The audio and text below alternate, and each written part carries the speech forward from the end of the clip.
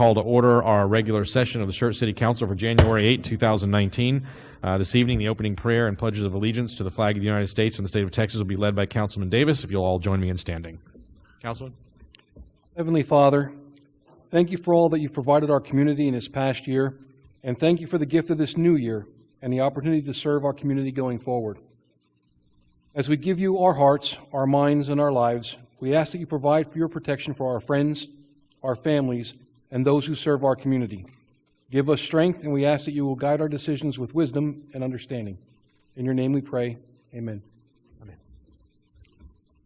I pledge allegiance to the flag of the United States of America and to the republic for which it stands, one nation, under God, indivisible, with liberty and justice for all. Honor the Texas flag. I pledge allegiance to thee, Texas, one state, under God, one and indivisible. Thank you, Mr. Davis. All right, next on the agenda this evening, we have two presentations. The first one we're going to hold off on. Our guest has not yet arrived. Second one we'll go forward with, the proclamation recognizing January as National Mentoring Month. So I'm going to bring that along with me and come down to the podium and read that proclamation.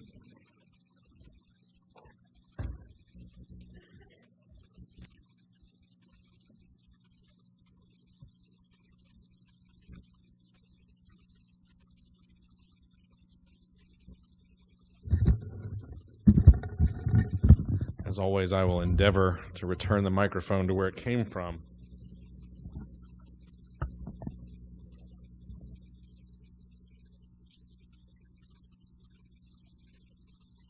Didn't used to need these.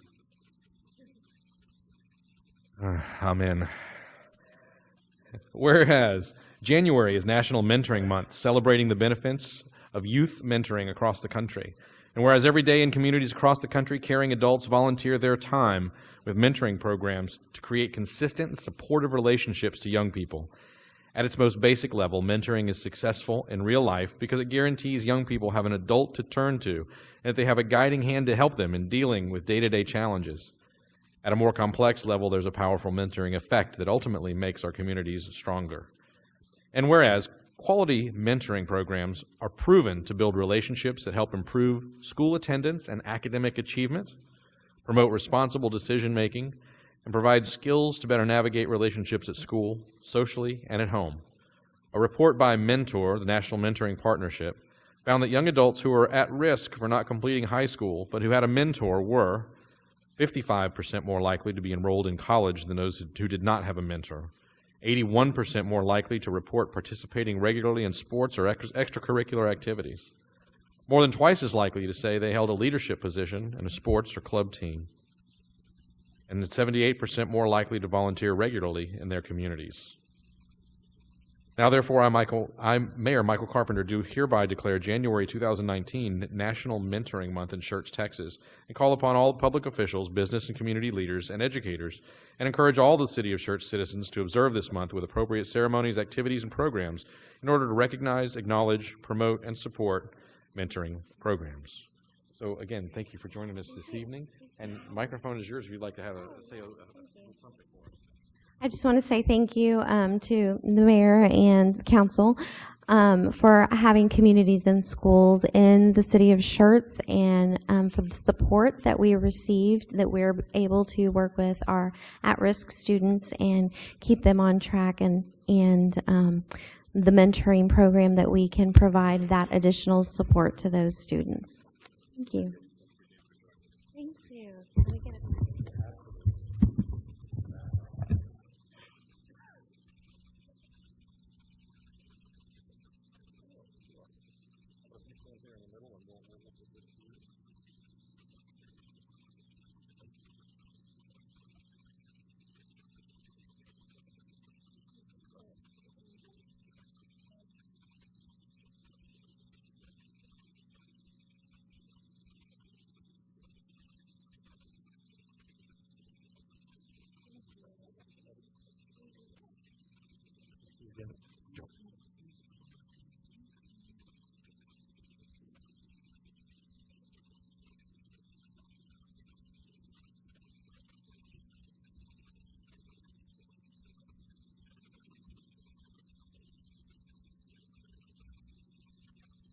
All right, next up we have some new employee recognitions. We're going to start off with City Secretary, introducing our Deputy City Secretary, Mrs. Dennis. I'm going to make you wait till last.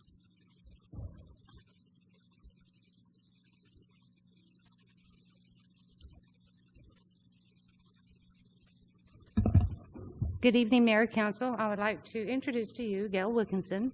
She is our new Deputy City Secretary. She's worked with us a couple of weeks, and I think some of you have met her. Gail has been married for 40 years, has 3 children and 10 grandchildren. She lives in Live Oak, Texas. She worked in the city of Live Oak for almost 7 years as an administrative assistant for the development services. So she knows that side of municipal, services. So now she's coming on this side to learn the governmental and the ways the council and the city manager and city secretaries work. She is currently enrolled in the Texas Municipal Clerks Certification Program. That's, of course, you guys know that's a very long program. It's a 3-year program. She's already completed all of her homework. She is now working on her testing and getting the seminars, and she should be registered, get her certification pretty soon. Her hobbies include antiquing, and she said her hobbies are grandchildren. So you might want to ask her a little bit about what kind of things that she likes to do with her grandchildren. But I'd like to introduce Gail Wilkinson to you guys. Thank you. Welcome, first of all. Glad to have you with us. Please. Hi, I just want to say that I really appreciate this opportunity to work for the city of Schertz. I'm very excited about being a deputy city secretary and this aspect of a municipality. I really appreciate it. Well, welcome once again. We're thrilled to have you with us and hope you're with us for quite a while. All right, very good. Next up, we have the library.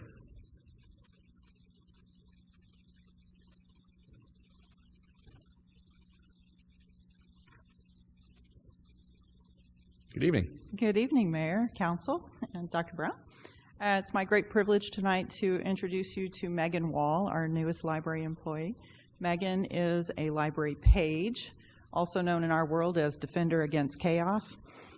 She is responsible for emptying book drops and for sorting, organizing materials, and most importantly, making sure that they end up exactly where they belong back on the shelf so the rest of us can find something when we're there. Megan is from an Air Force family. She was born at Tyndall Air Force Base in Florida, and from there moved all over the place. Some of the places she's been, she was at Laughlin Air Force Base and then later Scott Air Force Base in Illinois. They also lived at Hill Air Force Base, Alexandria, Virginia. They were there, and from there they went to in Jurlik in Turkey. So I thought that was kind of interesting. From there, they came back, settled in Texas, and they were here in Schertz. And Megan completed her high school at Samuel Clemens High School.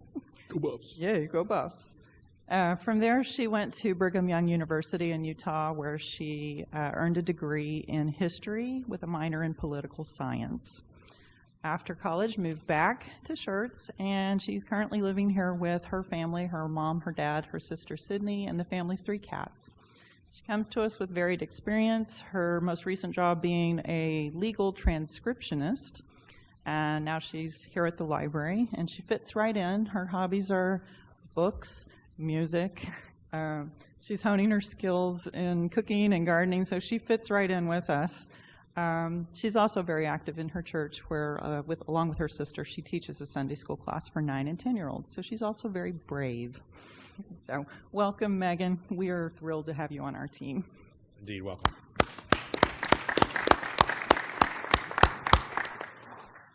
Please. I just want to say I'm excited about the opportunity to work for the city of Schertz, and it's been great working for the library so far, and everybody's been really nice, so thank you very much. Welcome once again. We're thrilled to have you with us. Very good. All right, I think I'm going to come down and introduce our new city manager.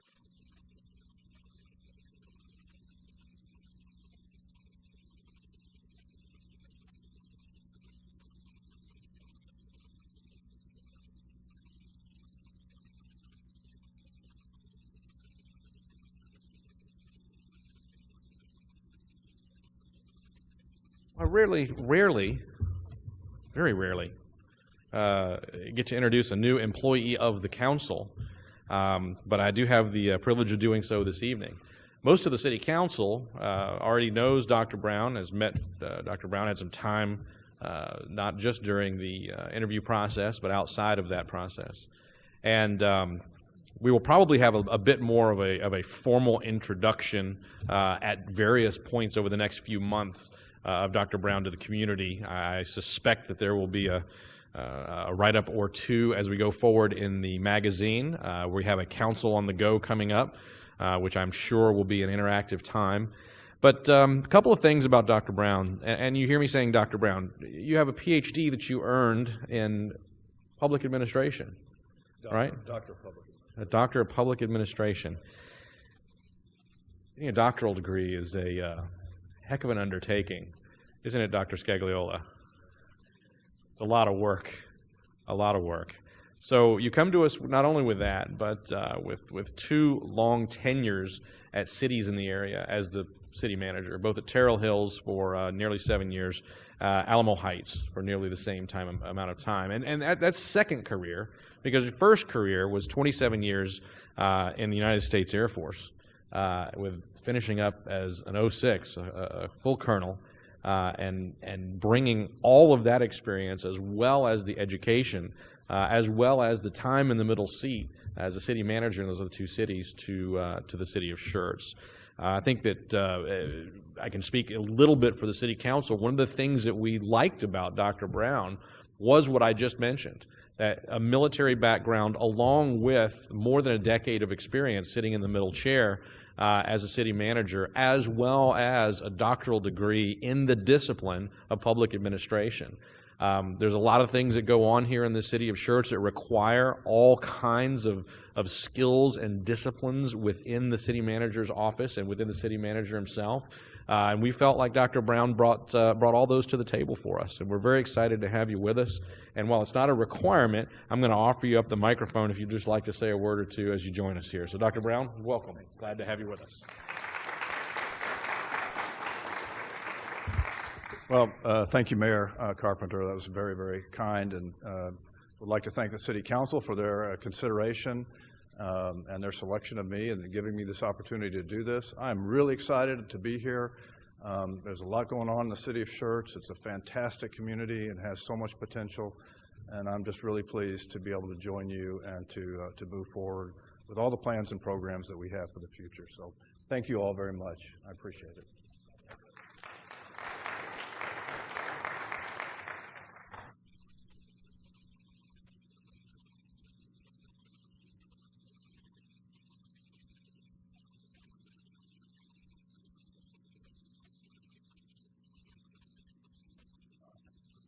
I understand that our utility billing person is not able to join us this evening, so I'm going to move on to city events and announcements. First, we have upcoming city events. Who has the duty? Mr. James, you're looking at me like maybe you do. It's been a while, so I'm excited. You got a big grin on your face sitting over there. I seem more relaxed in some ways. Not sure just what to let that's y'all about. know, this Thursday, January 10th, Northeast Partnerships monthly meeting is occurring. That's at 11:30 at Olympia Hills Golf Course. We have a bunch of stuff for folks to do on Saturday. At 10 o'clock on Saturday morning, you have to decide whether or not you want to do the polar bear plunge at Pickerel Park. We expect to see half a council there. The other half can be at the Nature Discovery Series, Discover the Forest. That's at Crescent Bend Park. So y'all figure out how y'all divvy up who does which. After that, you'll head over to the library at 1 o'clock on Saturday for the Winter Reading Safari kickoff event at the public library. The chamber luncheon is Tuesday, January 15th, next Tuesday at 11:30 here in the Civic Center. A reminder that city offices will be closed on Monday, January 21st in observance of Martin Luther King Day. And then our next council meeting will be Tuesday, January 22nd, back here at 6 p.m. in council chambers. Very good. Thank you, sir. Next up, we have announcements and recognitions by the city manager. Dr. Brown, anything you have this evening? I have two recognitions that I'd like to make tonight, and it's really a privilege to be able to do this, to recognize the fine work of our employees, and especially when they go above and beyond their duties. And so we have two recognitions tonight. The first is Patrol Officer Miranda Martin. Miranda works off-duty at the museum in downtown San Antonio, and she was recognized by the museum, by the staff there, for going above and beyond her duties of providing security for the museum. And she works with the volunteers there. She interacts with the volunteers and does a great job. And they sent us that note, and they said they wanted to make sure someone was aware of the great job being done. So we thank Miranda for that. And then we also would like to commend our public works crews for the work they did on a water main leak on New Year's Day. This was experienced on the corner of FM 3009 and Silver Tree Boulevard. Well, the crews were out to the site by 8 a.m. that morning. They worked until 7:30 p.m. on New Year's Day fixing the water main leak. Then again, the next day, when the rain came, they were out washing the street down and getting rid of all the dirt and rocks. And the resident sent us a nice note recognizing them. And so the crew members were Raul Santoya, James Batten, Donald Sarton, Robin Smith, and the supervisors were Gerard Mohit and Paul Lopez. So great job to all of them. Excellent. Thank you, sir. Next up, announcements and recognitions by the mayor. I don't have anything for this time, just we'll catch up at the end of the meeting. And next up, we have the hearing of residents. And first this evening is Susan Valencourt from Ware Seguin Road with regard to Ordinance 19-T03.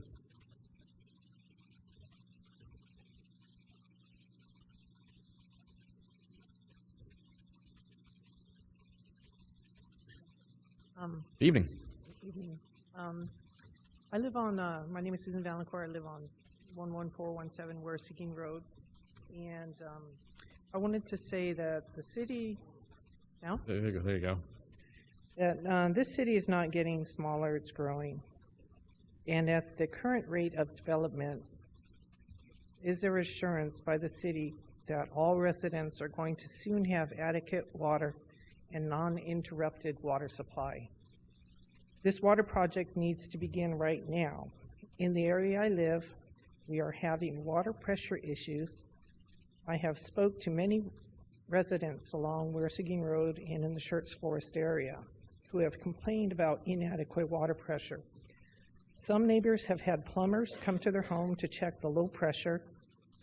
I have had Public Works check my pressure again. This is the second time. It is currently being monitored at the fire hydrant. I hope that the pressure is and maintains an adequate level when needed for fire department. Also, with the addition of a fire department, are the current water tanks enough to service the growing communities? I am, and many of my neighbors are twice a day losing water pressure when the current system is refilling the Ware Seguin tank. My water is down to a trickle and is creating problems with some of my appliances. Some neighbors have problems with expensive irrigation systems. They can't get an adequate level to maintain the systems. And the time frame it is going to take for the new elevated tank to be built, are the residents going to get a solution, not just explanation, as to why we have low pressure? Thank you, ma'am. Certainly ask staff to brief us on whatever is going on in that part of town. All right, next up, Maggie Titterington from the Chamber.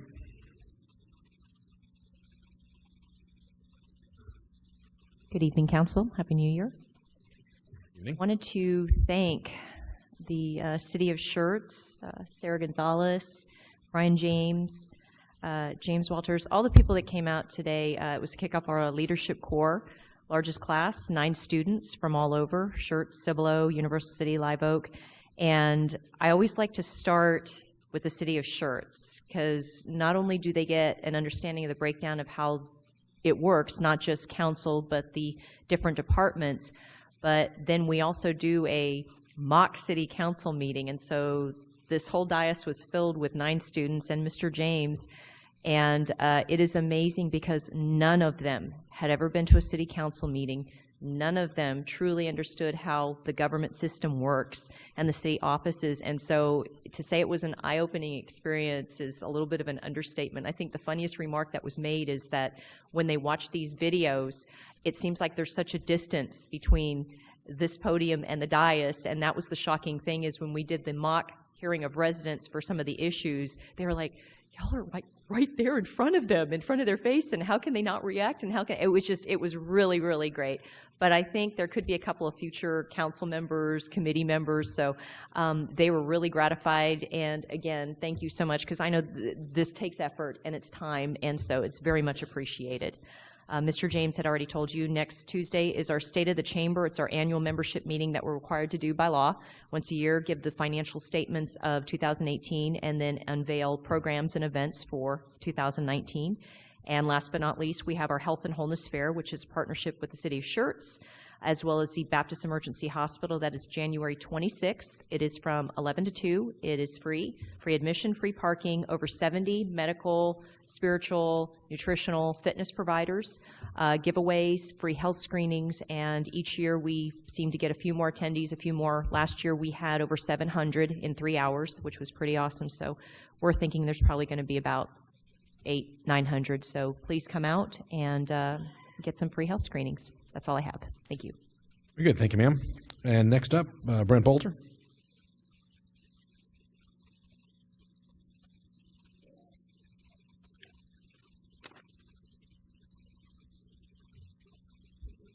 I'm shorter than Maggie.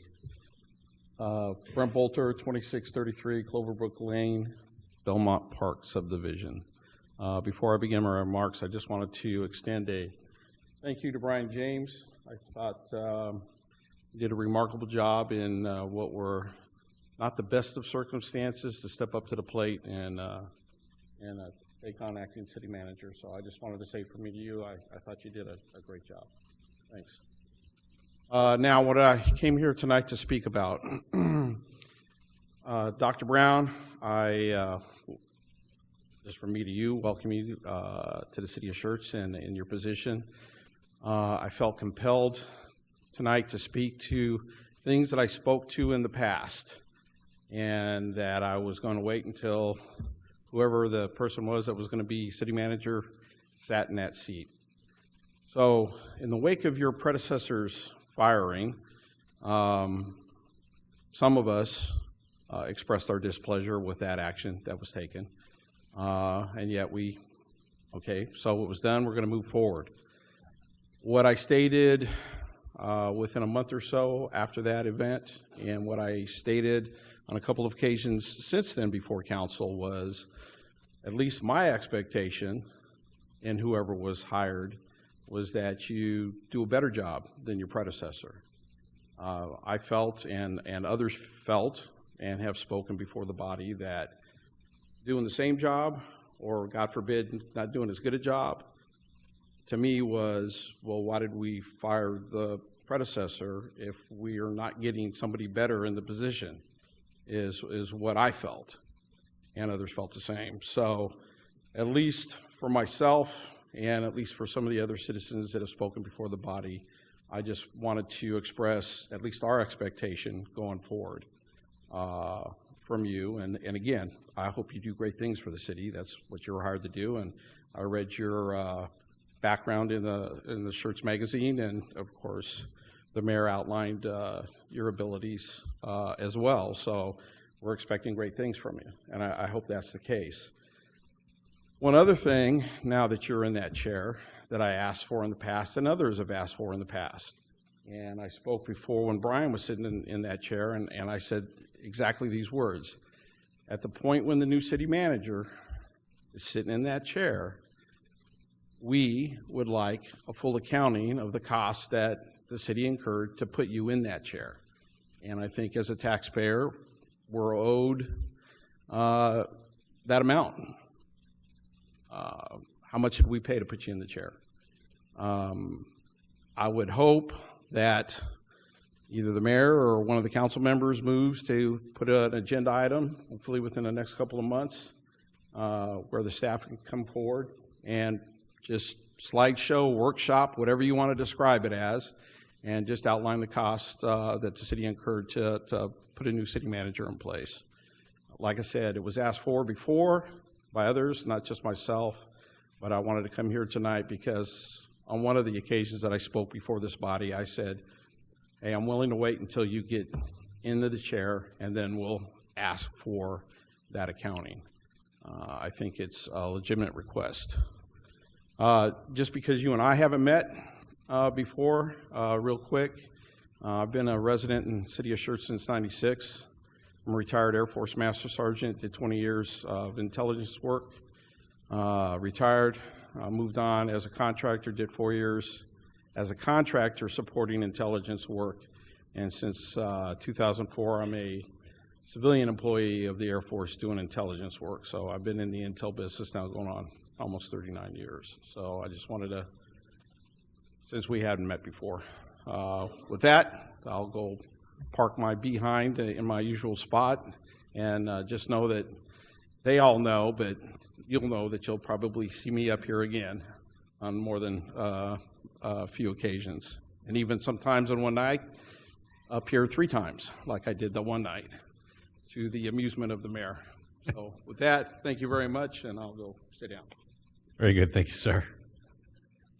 All right, next up we have our consent agenda items. Item number 1, the minutes, consideration or action regarding the approval of the minutes of the regular meeting of December 11, 2018, and the minutes of the emergency meeting of December 19, 2018. Item number 2, appointments to the various city boards, commissions, and committees. This is approval, appointing Paul Macaluso to the Committee of Committees Advisory Board and to the Interview Committee. Item number 3, Resolution 19R04, resolution by the City Council of the City of Schertz authorizing purchases up to $80,000 with WatchGuard video and up to $105,000 with Motorola 4 radios. And item number 4, Resolution 19R05, a resolution by the City of Schertz authorizing the city manager to enter into an amended agreement for the services of Mr. David Klein of Lloyd Gosling Attorneys at Law and other matters in connection therewith. Council, any of these items that are on consent that need to be pulled and considered individually? If not, is there a motion to approve the items on consent as read? So moved. Second. Who made the motion? Mr. Davis, and a second from Mr. Gutierrez. Any other comments, questions from council? Hearing none, I'll call for a vote. Aye. Aye. Aye. Aye. Aye. Aye. Aye. If 7 ayes, no nays, the motion carries. We'll move on to our discussion and action items. Item number 5, Ordinance 19K01, an ordinance of the City Council of the City of Schertz, Texas, releasing and terminating a vehicle non-access easement on lots 6 and 8, Block 1 of the Enterprise Industrial Park subdivision, and establishing an effective date hereof. Mr. James? Thank you, Mayor. Bryce is out sick. He's the one that's worked with folks on this one, but it is fairly straightforward, so hopefully I will be brief and do it well. You may recall that in the past we often encumbered properties with non-access easements as a way to prohibit drive approach connections onto roads. Again, our code's now being updated. We've got the authority and standards that we use that it either meets it or it doesn't. But those are out there lingering around. In this case, the property is encumbered by one of those easements. You may recall that there's a desire to add a connection with that, and so we need to come forward to simply release that easement. Both property owners are aware of it. So once we take the whole non-access easement, then they've got to fall to our normal standards, has to go through engineering. Engineering verifies it's safe, appropriate width per the standard. So again, we'll probably clean up some of these as they pop up over time, but otherwise we're not kind of perpetuating this practice from a city perspective. So it's fairly straightforward. Both property owners impacted are aware of it and fine with it. Very good. Thank you. Council, questions regarding this one? Mr. Mayor, I'd like to make a motion that we approve ordinance number 19K01. Second. I have a motion from Mr. Edwards, a second from Dr. Scaglioli. Any other questions from council? If not, I'm going to call for a vote. Aye. Aye. Aye. Aye. Aye. Aye. Aye. 7 ayes, no nays, motion carries. Next item on our agenda this evening, we're going to stop and we're going to go back. And we're going to go to our initial presentation that we had this evening, and it's a proclamation recognizing Zenobia Coverson for her charity efforts for the Forgotten Child program. I'm going to come down here to the podium, read this proclamation, and then see if any of the folks here have anything they'd like to share with regard to that.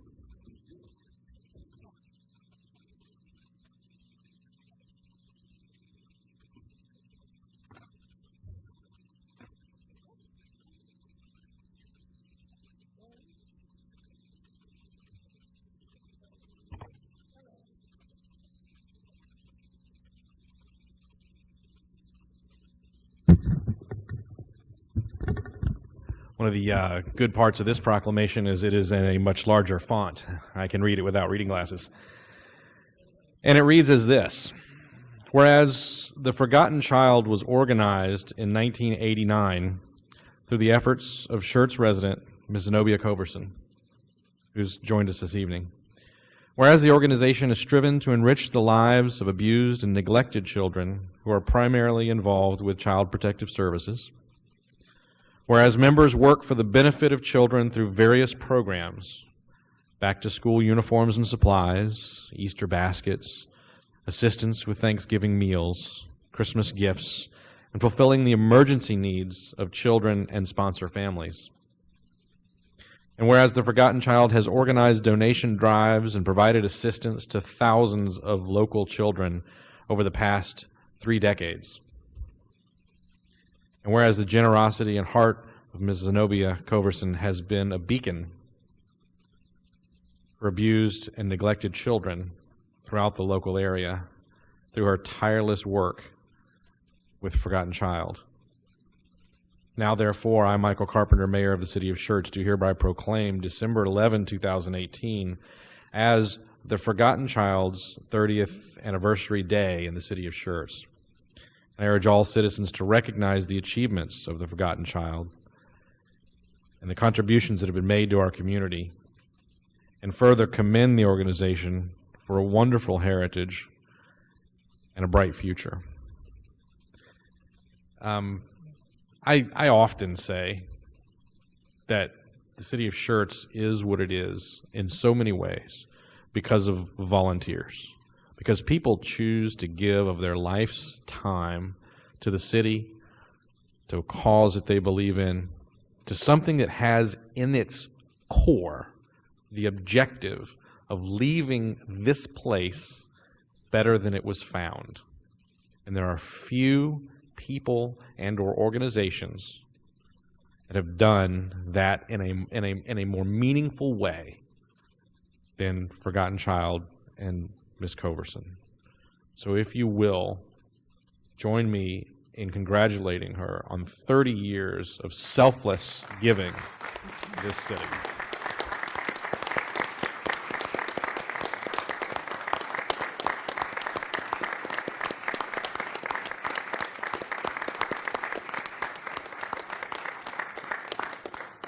Anything you'd like to add?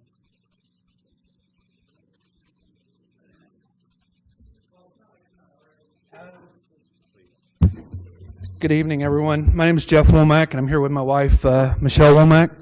And for once, I'm not going to be addressing the fine people sitting behind us. I'm going to address the wonderful lady sitting in front of us. About 8 years ago, a little over 8 years ago, Michelle and I got married. And for those of y'all that know us, we do Christmas lights. We do Christmas lights big. It's been a long-standing tradition in Schertz for a lot of people to come to our house and stuff. When Michelle and I got married, she decided that we really needed to focus where we were doing our efforts, that the Christmas lights weren't just there to be Christmas lights. Because people would used to stuff money in my door and stuff like that because they thought we needed help with the electric bill and stuff like that. But it's always been a gift to the community. It was always something that I, as a military member, wanted to give back to my community. Michelle found, through some research, found Miss Zenobia and the Forgotten Child. And if you've ever dealt with Miss Zenobia, you'll know that you'll never get away from her because she's going to call you. And, you know, she is such a selfless person. We've done so many things with the Forgotten Child over the years. Just the people who come to the display and everything have donated thousands and thousands of dollars in cash, tons and tons of toys. This year, I think we had about 6 or 7 complete carloads, and I'm talking unsafe to drive carloads full of toys and blankets and footballs and everything. And people always ask, when's the last day you're taking? There's never a last day. Because some child just got taken away from their parents today in the court system. Some child's parent, probably a single parent, just got locked up. And that child's hurting. That child's crying. And Zenobia has always told us they want something for themselves. They need something to be able to hold on to so that they have some stability. For us, it's always been those little 50 by 60 inch fleece blankets. They're soft, they're cuddly. It's something they can hold on to. Everybody here is kind of older like me, so it's the Linus and the security blanket. We all know that. They need that. When Miss Zenobia started the Forgotten Child, she said, we would like new donations.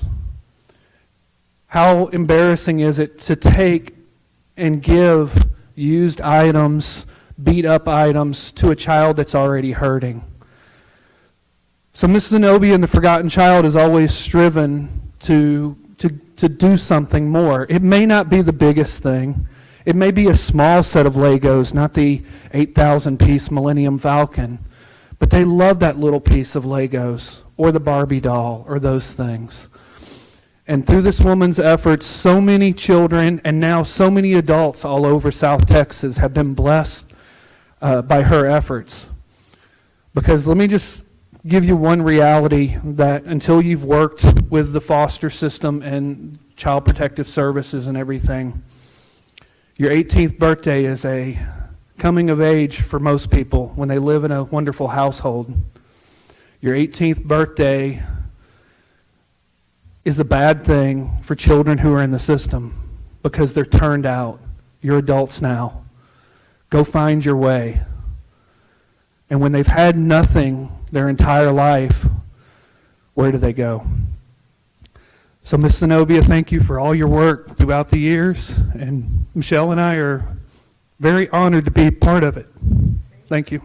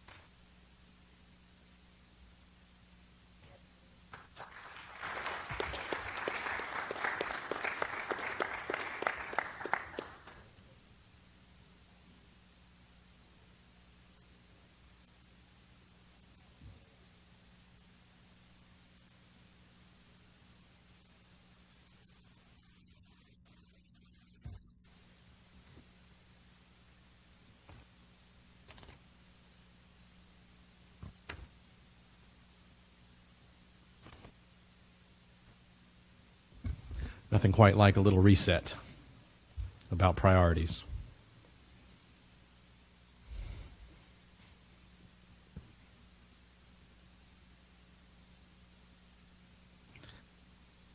It's remarkable.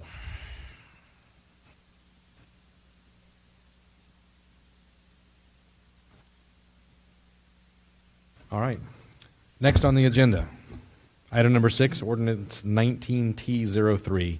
Consideration and or action approving an ordinance by the City Council of City of Schertz, Texas, authorizing an adjustment to the FY 2018-2019 budget to provide additional funding for the Corbett Elevated Water Tank Project, repealing all ordinances or parts of ordinances in conflict with this ordinance and providing an effective date. Anything from staff on this one? I only have one question. James and Kathy, This you is wanna get all, I assume this is all using restricted funds from water? No, Not quite?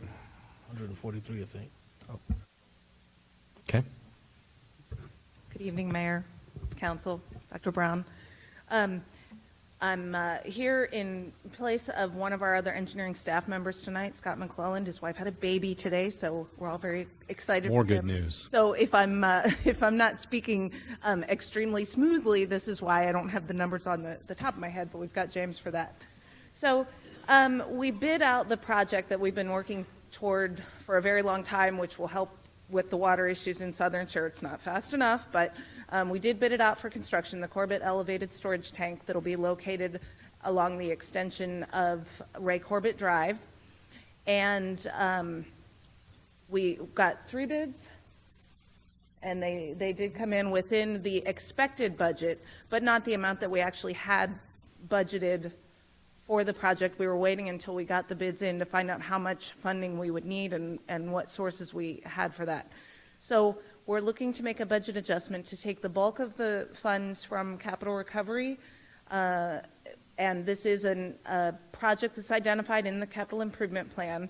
We're also looking to take a smaller amount of funds, $125,000 from water revenues to cover some main oversizing that we're doing as part of this project, but it can't strictly be eligible for funding with capital recovery funds because that portion of the project wasn't specifically identified in the capital improvement plan.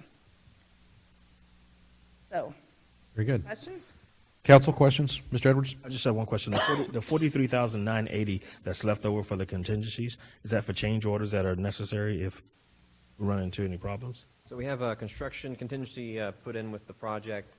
That'll be for change orders. The remainder will be any unexpected engineering or legal fees that come up from now until the project ends.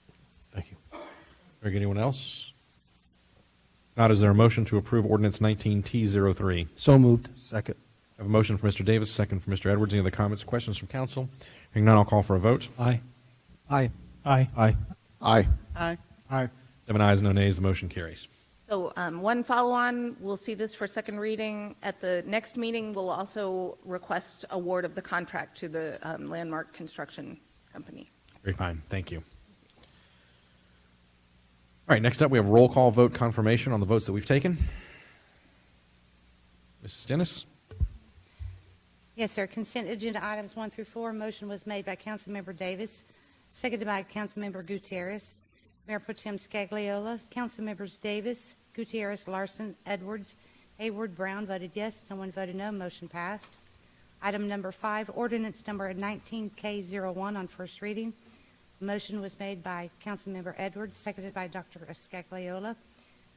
Mayor Pro Tem Scagliola. Mayor Pro Tem Scagliola, Councilmembers Davis, Gutierrez, Larson, Edwards, Hayward, Brown voted yes. No one voted no.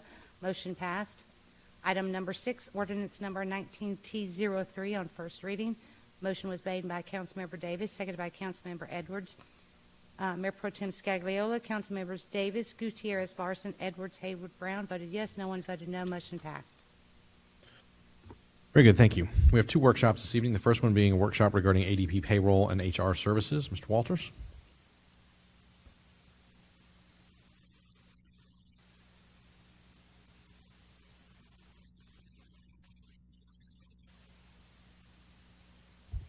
Good evening again, Mayor and Council. Tonight we want to brief Council on an upcoming opportunity that the staff has found through ADP. There's a firm that basically outsources and handles HR and payroll-related issues throughout the United States, having over 600,000 customers. To give you a little bit of background, back in November of last year, our payroll clerk of 15 years announced her retirement. Staff took that opportunity to see if there's any other opportunities that we may have to provide an increased service by outsourcing and or reduce costs. So if we wanted to go for another service to provide payroll, we wanted to make sure we had specific requirements. One being an employee self-service portal, so employees would have access to their pay stubs, could make changes to their federal withholdings and their W-2 information. The system must have the ability to handle longevity and certification pay. In our review of different products, not everybody could handle that. They have to integrate with a time and attendance software.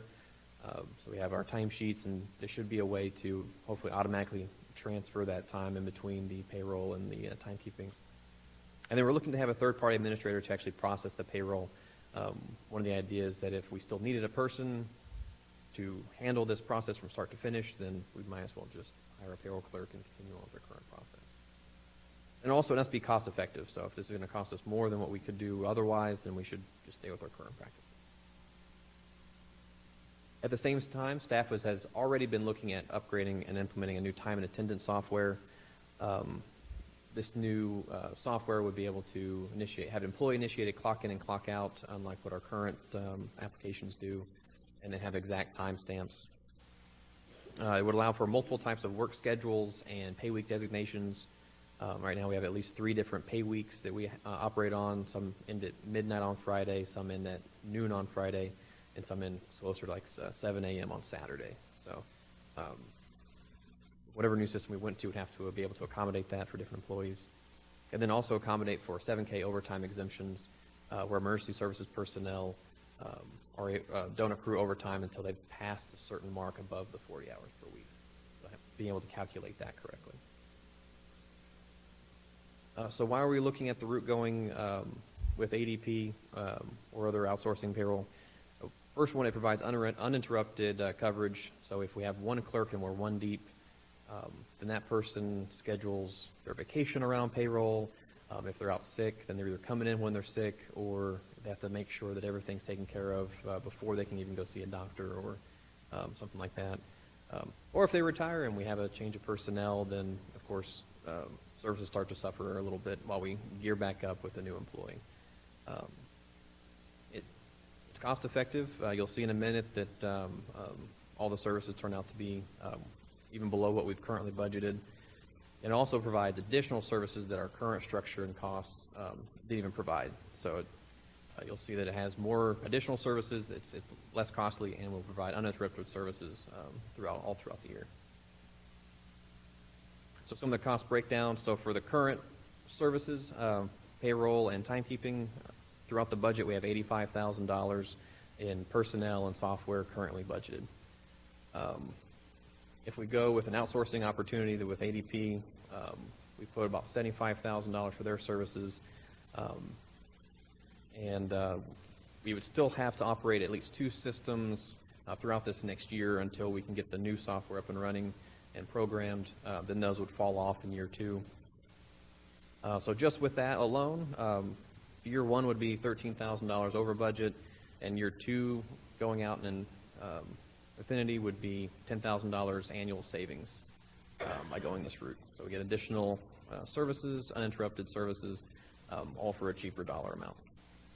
However, Blue Cross Blue Shield, who we recently signed with for insurance purposes, part of their contract was they would gift the city $15,000 to set up an employee self-service portal for insurance purposes. Now ADP also links directly with a bunch of the carriers and can use that money to build that interface directly into the payroll and HR services. So through that one portal, employees would be able to see and help select their insurance coverage, as well as whenever we terminate an employee, then that, of course, that bridge goes back to the insurance providers to let them know that they can cancel the coverage. So if we have that 1-year cost of implementation, we're actually under budget by $2,000 even in year 1, and then we recognize the $10,000 savings going forward.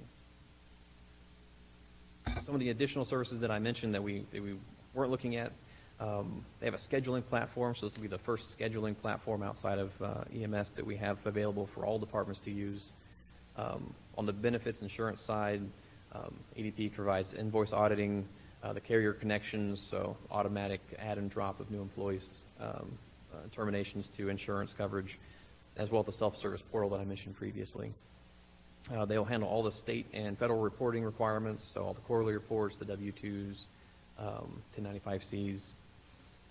They also offer semi-annual benchmarking services, so they'll look at, they'll be sending out people to various clients and getting feedback on what they can be doing better, all on their own dime, so we can get some feedback, as well as potential cross comparisons of how each of their clients is actually using their software, so we can get some feedback on ways that we can actually improve and use their software better going forward.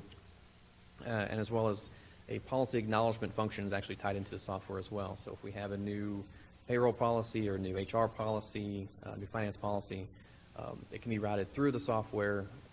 Employees can accept it online, and then it would be saved to their employee file where it's designated that the employee read it and acknowledged it. So it's all in one spot. We're not the only local government that uses ADP services. Garden Ridge and Windcrest, our neighbors, are actually on them right now. I've spoken to both of them, and they're both very pleased with their services. I've also spoke to Forney at the bottom. So they were with ADP for about 8-9 years, and then a new manager came in, and they went away from them, and they went to a new software company, and then that person left, and they came back, and they swapped back to ADP. So now they're with ADP again. And we just got news today from our ADP representatives that San Antonio River Authority has just signed on with them as well. So they'll be a client. El Paso, Galveston, Hearst, and Humboldt are also clients of theirs as well. So we just want to give council an overview of what staff was considering. If this is something that council believes is the direction we want to go into, we'll take kind of a head nod, and we'll bring back a contract next time. If there's any specific questions or concerns council would have with this project, we have people from ADP here tonight with us. We have Lindsay Cox, the HR manager, to help answer those questions as well. Very good. Council, Mr. Edwards? I do have a couple of questions. Since this is a PEO and there's opportunity to maybe consider further consolidation, ADP offers retirement plans as well. So I know we have a component that we could probably utilize that. What about risk mitigation, like insurances and stuff for our risk mitigation? I know we have insurance companies now that we're using, but is it possible that we can probably go further and consolidate even more by doing this outsourcing? Or have we explored that opportunity with them? We've explored the HR management functions and the payroll and timekeeping. Those are what we're concentrating first, given the situations we're currently in. Are we going to build any redundancies into the program where somebody's got to report this information to ADP? So you said that if someone scheduled time, if they schedule time off and they're not here, who's going to be that secondary person that's going to report that? Do you have that in place already? Well, we've been talking early stage of discussion of implementation and new practices, but to give you an overview how it would work. So the timekeeping software, employees would clock in and clock out on their own now. They would have that opportunity. Supervisors would then change from inputting time and recording time to checking employees' time. So I'd be able to change for them. So they would look at their employees' timesheets, making sure that someone remembered to clock in one day, or if they forgot to clock out another day, make those adjustments and then hit approve. That would go up to Lindsay and I, but we would look at overall the timesheets with the city employees, and if it looked good, we'd hit a button, and ADP would then process payroll. Good deal. Thank you. Keep working. Keep working. Good job. Anyone else? Dr. Brown? Yeah, so I'd just like to thank James and Lindsay. I think they did a real good job doing their research and putting the proposal together. I think the staff is united, and we think that this is the way to go. I think that this will give us a real good benefit for the future and be cost effective as well. So thank you very much. All right, I think most of you know that I have a job outside of being the mayor and work for a Fortune 100 firm, and we use ADP as well. They've done a good job for our firm. If there's nothing else, then I don't see any objections. I see a lot of let's move forward. So there you have it, Mr. Walters. If you'll move forward and bring us a contract to consider. We'll be back hopefully on the 22nd with that so we can start moving forward. Very good. Thank you. All right. Next up, we have a workshop regarding parks and recreation annual events. Mr. Shrum, good evening. Good evening. Happy New Year. Happy New Year to you.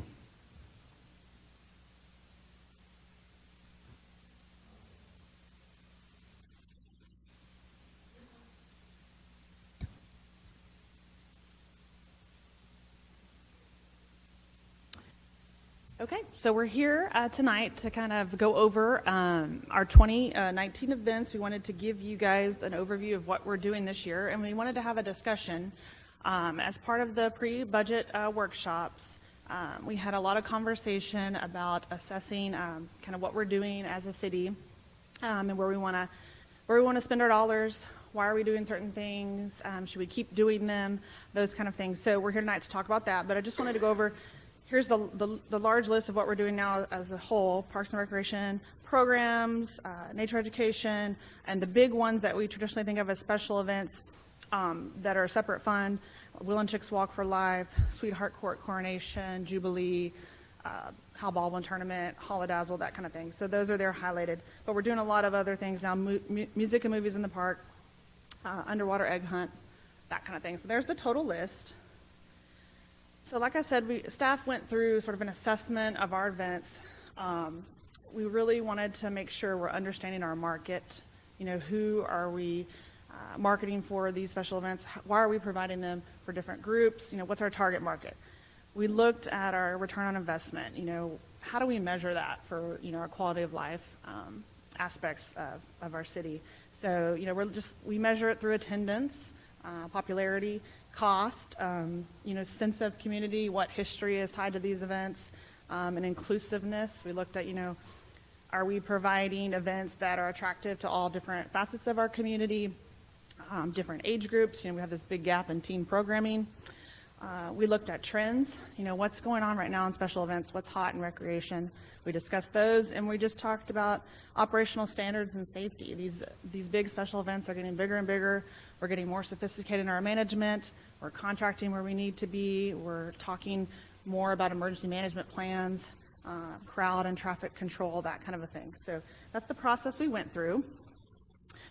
We also talked about how special events have life cycles. And I just included this quote here. And it says, you know, with some rare exceptions, events aren't forever. What people want, what they think is fun, what they will pay, what else they can do with their money and time is constantly shifting. So we just have that in mind as we discuss, you know, what are the life cycles of these events? Should we be doing some of these forever?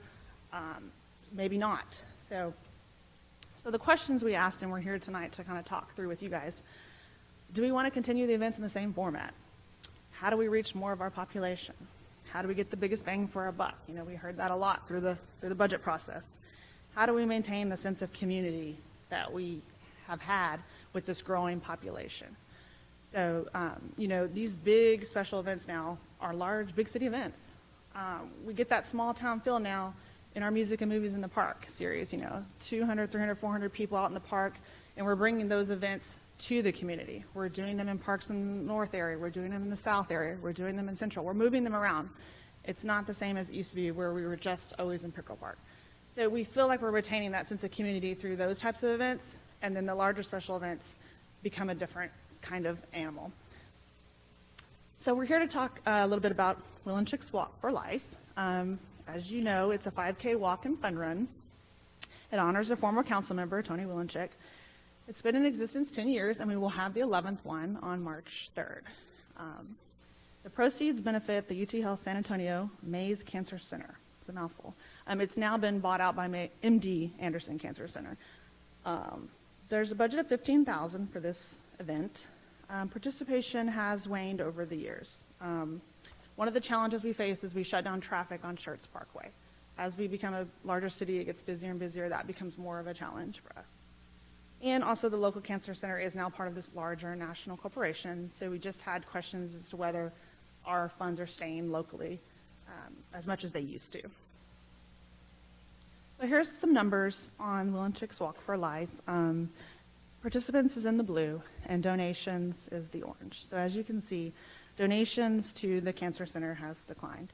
Participation kind of goes up and down, but it is on a downward trend. And we think, obviously, there's a couple reasons for that. Recreation trends are showing people want variety. There's color runs, glow runs, night runs, mud runs, zombie runs, costumes, everything.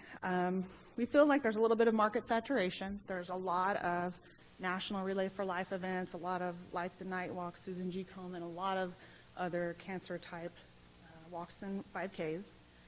And then we think the community is growing and changing, and not all the new residents, they do not have a tie to the Wolinchik name. People who have been here a long time know who Tony Wolinchik was. New people do not, and so when they see that flyer, they don't really know or understand what it's about. So, we're here for some discussion. We want to know, do we want to continue hosting a 5K to raise money for cancer? If that's the direction we get, we will continue and try to figure out ways to make participation increase. But could we also use those same funds to operate a 5K? Maybe that raises money for a different local impact, like Parks and Rec programs, or participants, like a scholarship program for recreation programs. We could do something like a doggy dash, a run for Rover, a dog jog. The ideas are limitless as to what you could do a 5K with and what the proceeds could benefit. We could do something for the Senior Center Meal Program. That was a hot topic, looking for ways to pay for activities at the Senior Center. We could work with our leagues about for scholarship recreation programs.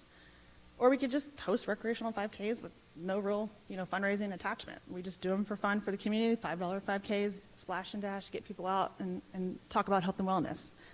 So those are all options and ideas. And if you want to stop me at any time and ask a question about a special event, we can do questions at the end. But we'll go on to Schertz Sweetheart Court. So this is another one that's been around for a long time, 30 years or so. It's been funded by the city for the past 11 years. I think prior it was the Chamber and the Schertz Business Alliance, different groups of businesses in the city kind of put this on. It is a pageant competition and a scholarship award with 4 winners. The Miss Schertz, the Miss Jubilee, the Miss Sunshine, the Miss Friendly City. Has a budget of $24,000, and the participation has varied throughout the year. So here's kind of the last 7 years of applicants that we've had for the program. So the most applicants we've had is 13, and last year it plummeted to 4. The 4 individuals who are on the court are wonderful individuals who are very deserving. But we are not attracting the applicants that we have in the past. So, why are we not attracting applicants? Well, we think teens are a hard group to reach in general. It's a very tough market. Nothing's cool if you're a teen. So, the program is not gender neutral, although we have had a Mr. Schertz in the past. I don't know a lot of gentlemen that would identify with Miss Sunshine, maybe. But, it limits the applicant pool just by the way the program is designed. There's a lot of trends right now. STEM, Lean In, these movements about women, leadership programs. Generations have different interests. I've got the cell phone there, because teens are attached to their cell phone, technology. What are we doing wrong or not well enough that we're not attracting teens to this program? What can we do to change it? Do we want to continue this competition in its current format? Could we use those same funds maybe to develop a program for youth ambassadors for Schertz? We've had this directive from the Parks Board for several years now to fill this gap in teen programming. And maybe this is an opportunity to fill that gap. I didn't know, but TML has a youth advisory commission program, and they have 40 chapters across the state. Maybe that's something we could tie into and associate with that program. There's also Youth Leadership New Braunfels. They had more than 100 applicants for their program, and they select 34 each class. So clearly there's an interest in this sort of program. Maybe it would work here in Schertz as well. One program we found in New Jersey was called Teen Leads. It's a catchy name. We thought maybe it might attract some teens. It gets them excited about leadership, public policy, and how their communities are governed. They meet community influencers. There's a service component similar to the Sweetheart Court. There's a service component to that as well. We could have them be integrated in the Love Where You Live movement that we're doing here in the city, volunteer at RACAP, volunteer at Parks and Rec events like the Sweetheart Court already does, volunteer at Library Storytime like they already do. And they could still be the ambassadors for their community in our local parades and events because we've got the float and it's flashy and awesome and we could make it even better. So that's an option. And then we have Schertz Q, which was originally Schertz Fest, celebrating the city's 50th incorporation. The subsequent year's marketing focus from that 50th was to bring in outside visitors to the event. If you remember, that was sort of the key. The idea was to raise money for the foundation and to put those dollars back into parks. And it didn't really market to Schertz residents. We had a lot of outside people coming into that festival. The budget is $30,000, and participation did wane a little bit over the years in that event as well. It also had the same elements as Jubilee, just 6 weeks later. Besides the barbecue competition, we had the same elements, the carnival, the live music. It really didn't have anything unique about the event. It mainly benefited the barbecue competitors since barbecue was not served to the public. So I know the people who were judges got to eat, and that was great, and the teams got to eat, but the public got food trucks to buy food from, but they didn't get to taste all the good barbecue. Also, we lost the sponsorship. It was significantly reduced for the prize money last year, so we didn't have the $10,000 jackpot. So then we would have had to be paying the $10,000 jackpot versus it being sponsored. So that was an issue. And what happened this past year is the severe weather canceled the event. So we decided to just go ahead and with the 60th celebration. We did that on Main Street because of the popularity of Moving on Main. Made that change, celebrated our 60 years, but just canceled the event for the year. And we made the decision that we would like to eliminate this event going forward. And we did have that discussion several times in the pre-budget process. When we were asked to cut costs, what would we cut? This is something that we would consider cutting. So that's Schertz Q. And then Holodazzle, as you know, formerly Festival of Angels, we changed the name. We're really trying to jazz up the event, reinvent the event. Again, because these events have life cycles, interest wanes, you have to make adjustments, change the way you market, change elements to bring renewed interest. So we changed the name, got more snow play, the synthetic ice skating rink. You saw that. It wasn't real ice, but it was just as slippery. They were falling all over the place. We had the snow globe, the Christmas theme, face painting, balloons. We had Breakfast with Santa. It was very popular. We had 300 folks come out. So that was so successful, it will actually become its own event next year. We need to separate the two logistically. But we really want to get to focusing on lights, hence the Holodazzle name. We want to dazzle the community with lights. We want to light up the city campuses. That's been something we've been wanting to do for many, many years. There's obviously a cost associated with that, but we'd like to look something like this, which is New Braunfels Square, or you see it in other towns. And we want to consider a trail of lights versus a lighted night parade. Again, parade's popular, but the focus on the parade, again, has some challenges with shutting down the roadway and things like that. A lighted trail could be done at the campus on the new trail we have behind the ballpark. It could stay up for multiple weeks, and people could go and enjoy the lights multiple times during the season. So we feel like it might be a better investment with those funds if you agree with that feedback. So these are just some of the ideas that staff has discussed as possibilities, again, how we might be able to move forward. And we're here to get feedback. Here's some pictures of Trail of Lights in Wimberley. The way they do it, they have little areas set up with different themes. And you guys have seen all these kind of setups. So with that, I'll open it up for discussion. I'm sure there's lots of discussion to be had. Who'd like to go first? I'll have a quick question. Mr. Brown? Okay, and how much community input have you gotten on these ideas? So we've had a couple conversations with people that have been to events, over the years. We've talked to people on the Parks Board and kind of vetted some of these ideas.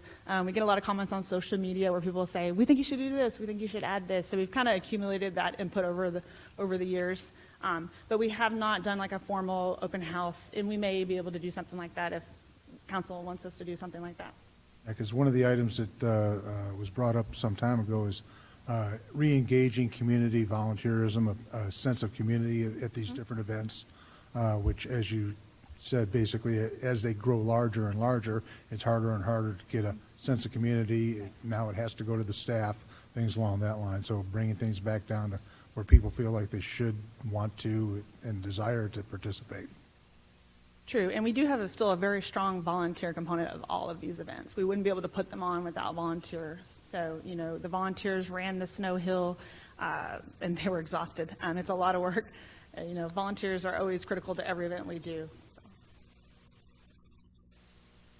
Anyone else? Dr. Scagliola? Yeah, I want to thank you. You didn't sugarcoat it. We told you to look into these things, and you did exactly that. You gave us the good, the bad, and that's some really good analysis. I don't know where we're going from here, but you definitely got the ball rolling. So thank you very much. That's all I have, sir. Any other thoughts from council? Mr. Larson. I just want to make sure I understood all the information correctly. Could you bring the presentation back up? And we go all the way back to the will and check walk. I think you had a chart of donations. Yes. So if I'm reading this chart correctly, we spend $15,000, and then since 2015, we've raised for charity less than the total expense cost. Is that correct? The budget is $15,000, but Okay. many years we get quite a bit of sponsorship to cover expenses. The Okay. donation amount is purely what's left over after expenses are covered. Okay, so that covers the 15,000, and then that's on top of that.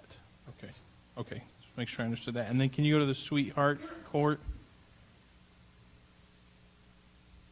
And my understanding is it's a $24,000 to put on that program. Does that include the scholarships that we give out? Correct. And how much in scholarships do we give out? I don't have that number. 7,000 in scholarships. 7,000. Correct. And we don't always spend the 24 every year, but that is the budget. Correct. Okay. That particularly seems like a terrible return on money. And then the Schertz queue, I will say, I feel the same. I went as a resident. I was on council when I went, but I went as a resident, and man, I was ignorant. It makes sense why they don't serve the food, so there's some ignorance there. But I was salivating, thinking, oh man, this barbecue competition. And I got there and you can't eat any of the food. And I thought, this is the cruelest city event that I've ever been to. I think that answers all my questions. I think some of these are hard to talk about. So I agree with Mr.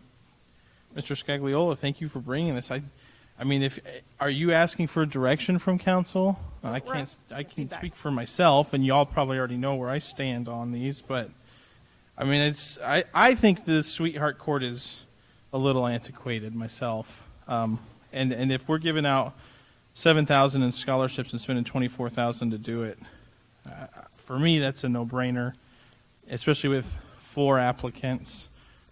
That's not a knock on the applicants; they're wonderful applicants, but.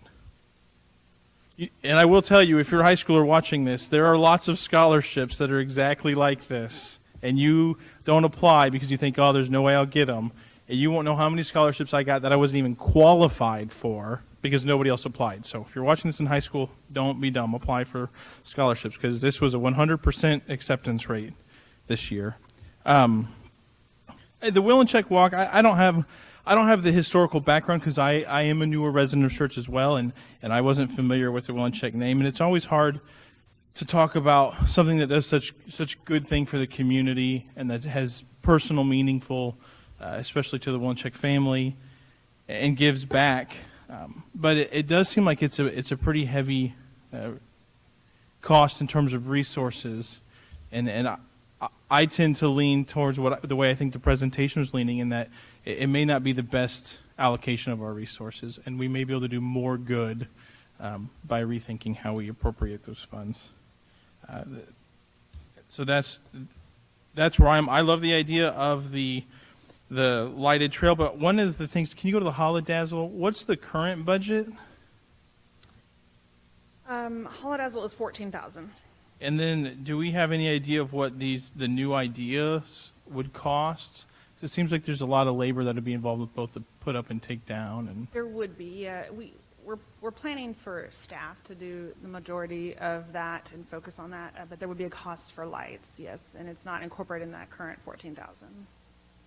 If we were to possibly pare down some of these other events, we may be able to move money, shift it to Holodazzle, and look for more sponsorships. We haven't even attempted to, Well, we do sponsors for lights. But I feel the Parks Department is pretty, in terms of labor capacity. It's pretty full. Would that? I mean, are we going to have an issue with that? No, I mean, I think that's not the growing season, that's not our busy season. We've scaled back on some of the events we're doing in that time frame, shifting them, focusing them in the summer, so anticipating that we might amp this event up. So I think we'd have the capacity to get something like this done. Is there any concern that the Trail of Lights being open, and I don't know, this may be silly, but the Trail of Lights being open for multiple weeks would negatively impact the participation on the actual event day? Are you saying there's no event day where they have the event? So there would still be an event day. It would just I think lead it up would just to that? be an addition. It would be two separate things. I got you. So the trail lights would open and kick off. Okay. That event. Yeah. Okay. Thank you. Anyone else? Yeah. Mr. Gutierrez, please. Well, first of all, thanks to you and your staff. You do a great job. The Holly Dazzle, you revamped it. You gave it different. It's you made it a day event, so participation was pretty high. So reinventing the events really put some light to these to the community. One thing that you might want to consider is maybe combining some of these, like the Willocheck one. You want to do away with it, maybe combine it with something else. Those are some thoughts. I'm not saying let's do it, but consider it. I kind of like the lighted night parade and the Trail of Lights, but also how about having it during the afternoon? Not everybody can go at night, or just have it available where they can actually see it during the daytime too. That would be something that we should consider. By all means, I mean, this is all I can say is your staff has done a great job. These events are growing, and it just makes it a little more tasking and challenging to keep up with the demand. Thanks for all your work. Thank you. Anybody else? Okay. Couple things. I sat next to Tony for years as a new council member, and I'll tell you, Tony had a lot of things he was passionate about, not just about raising money for cancer research. That was the last thing that he gave to us. He had a lot of other things he was interested in. So my request would be to ask staff to get in touch with Valerie Willencheck and ask her what her feelings are, because I got a gut feeling of my own that she'd be open to a lot of different things. And I think consulting with her would be ideal.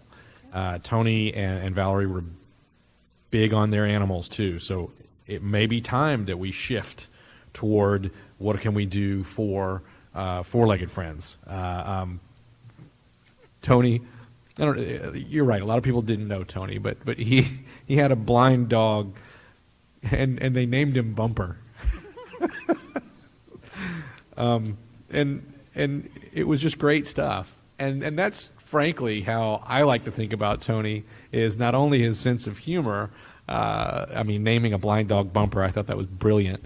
But also his passion for what he did for the city. I mean, Tony's the one who came to us and said many times, hey, you guys, what are you doing 100% tax abatements on a warehouse for 10 years? Have you lost your minds?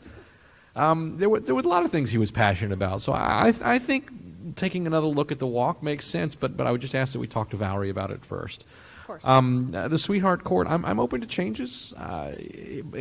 Just my thought there, it is something we've done for a long time, and I guess I am getting a little older, and as was said in the last mayoral election, become part of the old guard.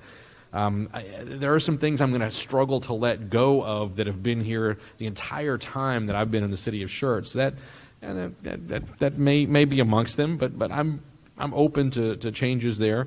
The Hal Baldwin Golf Tournament and Hal Baldwin Scholarship, I think we've already begun to have a conversation with the Baldwin family about that going private over time, and I think we simply need to continue those discussions and accelerate them as they see fit to take that on.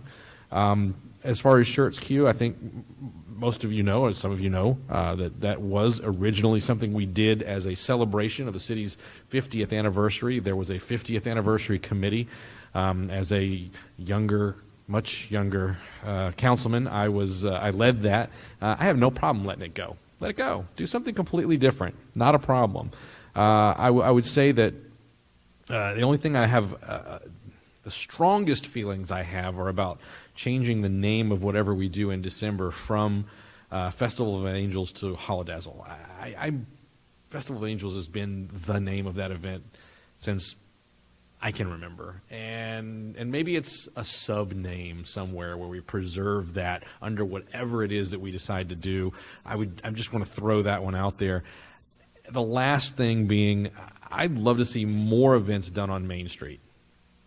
Not necessarily with the lights up here. Maybe it's something that the folks that live on Main Street and own businesses on Main Street would like to see the lights down on Main Street. I don't know. There's nothing on the list of things that we do aside from the Jubilee. That I wouldn't be open to looking at changing. We are a different city than we were when I first moved here, in most ways very positively, and other ways not as much.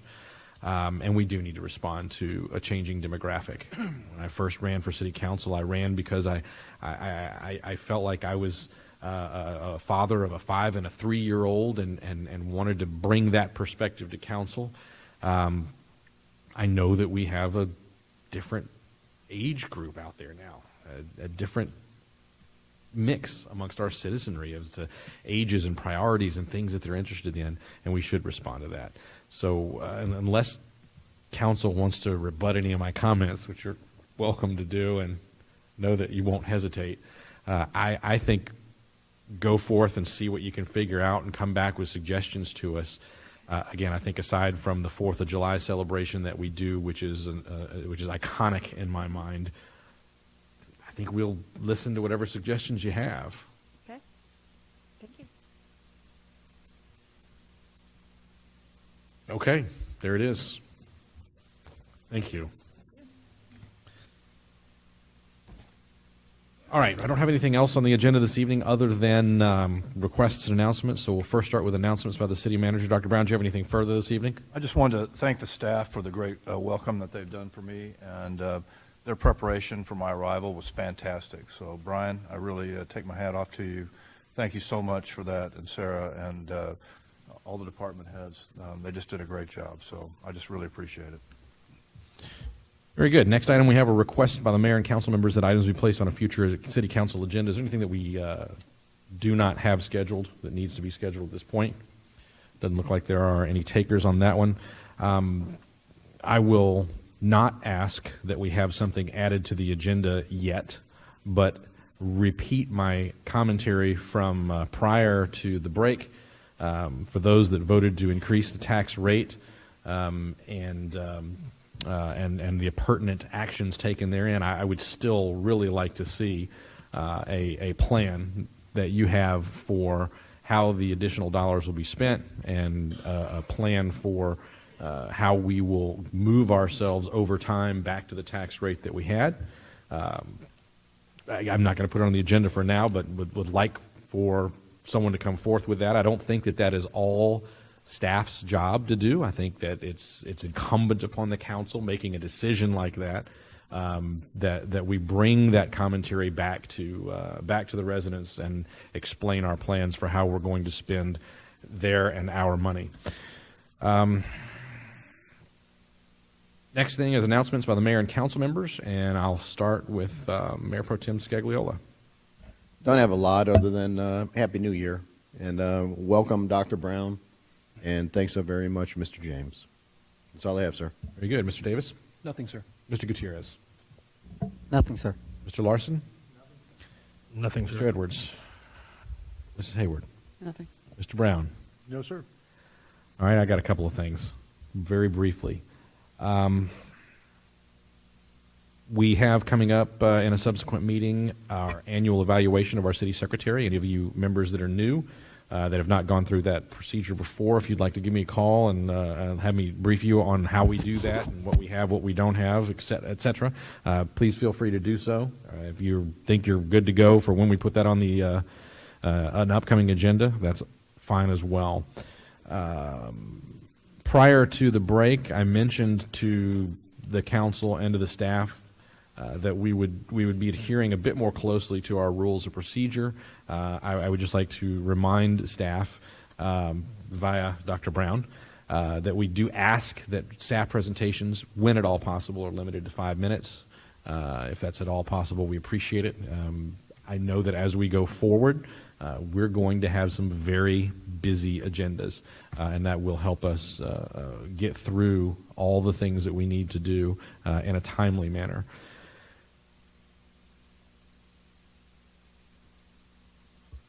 Got that. Cool. And then I also want to echo the comments that have been made, Mr. James, for the work that you did as our acting city manager for the last many months. You had double duty.